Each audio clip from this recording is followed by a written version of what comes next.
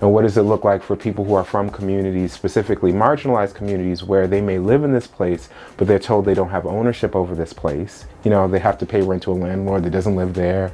You know, they have to deal with the police, they have to deal with all those other things. What does it look like to take ownership of that space by writing your name on it? In Boston, you'll notice cows grazing on the commons and eccentric electrical boxes covering the city. But striking closer to the heart of Boston's many communities, murals and graffiti are a way for people to put their own name on their own spaces.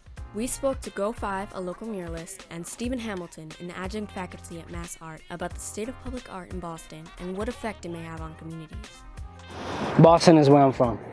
You know, I'm born and raised between Rosendale and Roxbury.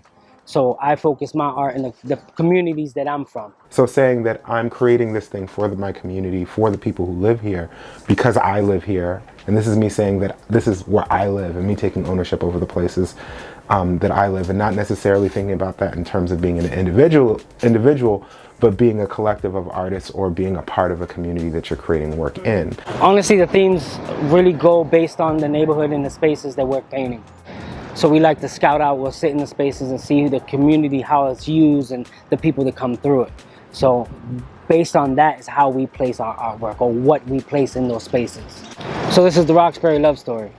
Martin actually met Coretta on this plot of land when the church was here. During that time, a woman that he was associated with gave him her phone number, and he called her up and asked her on a date. So by doing so, I felt like, you know, me and Rob went back and forth with the concepts, but we both felt like the phone was the superstar of the story. Because without that phone call, they would never started dating, married, and lived their life the way they did.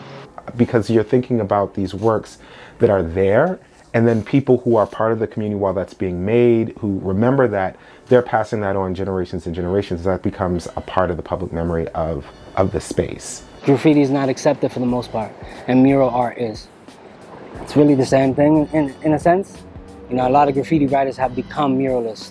When we do a full production, because we have different names, when we do full productions, other people view them as murals, right? But it's just depending on how you take it. The information is just being fed with different titles to it. When you are doing something that is not sanctioned by the city, that's quote unquote illegal, there's a certain level of risk that you may be prosecuted. You know, but you know, for the most part, graffiti's underground. People like painting graffiti because it's illegal and it's that thrill, you know. There's a lot to the culture that comes through it. But mural art is being accepted because it's sellable, right? So I learned a long time ago when I started trying to get the walls. I cannot go in there and say we're graffiti writers. I had to say we're an art collective. Changing how you speak to people, people accept them more. Even if these people are saying, okay, you know what, we're listening, we care about these communities, we care about these particular marginalized voices, that's why we're going to hire this artist that does this type of work to do this thing. Again, the power still belongs to that group of people. They still hold that power because they get to decide whether or not it goes up.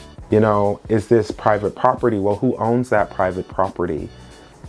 You know, what is the relationship between that private property owner and the people who live in that city, in that space? You know, what are it opens up all these other like ethical questions about who gets to own things in particular places and who doesn't. According to a 2017 report by the Boston Planning and Development Agency, roughly 35% of Bostonians own the home in which they live in. These disparities are representative of a growing feeling of dissociation towards the communities in Boston. And although the people of Boston may not own their spaces, they certainly own their names. Art acts as a way to identify space with their community. Instead of initialing leases and contracts, artists tag walls and bridges to ingrain themselves within the story of their neighborhood. Art changes spaces. So being able to grab a place that's kind of like abandoned or destroyed or just nasty and change it with a piece of art, people start taking pride in it and really start cleaning up those spaces and using them to their advantage. See more opportunities for people to create their work. So I would love to see more murals go up. I would love to see a diversity of voices and perspectives. I'm very much about, you know, the Black community in Boston. But one of the beautiful things about that is that it's a very diverse community. It's people from the West Indies, Cape Verde, other parts of the continent, Latin America. so many different people, of different ages. What do they want to create in their communities? What do they want to show people? When people see themselves represented, they feel a sense of belonging. Communities need art to reflect their values and history. This map highlights a few art pieces from around the greater Boston area that we thought show that we are here and that we will continue to be here. The art that we leave now creates a mark and serves as a reminder that Boston will always be our home.